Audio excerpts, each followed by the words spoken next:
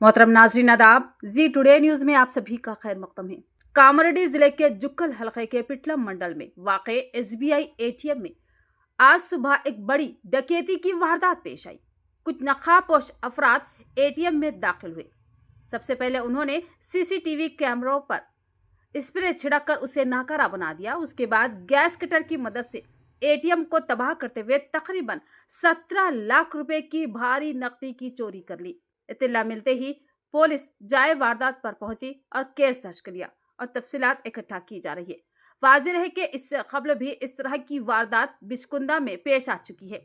National highway 161 पर ATM मशीनों को निशाना बनाना सारिखों का मामूल बनता जा रहा है, जिससे पुलिस के लिए एक नया चैलेंज खड़ा हो गया।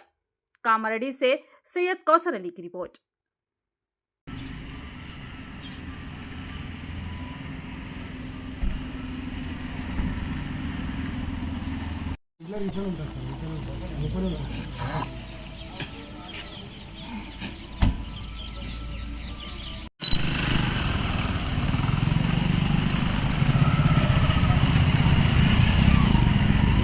మెల్లగా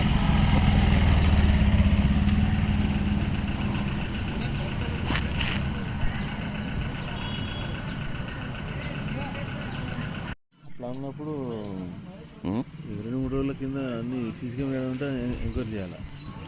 సీసీ కెమెరా ఉంటాయి కదా, 3 రోజుల ముందు నుంచి దాన్ని చూసుకోవాలన్నమాట.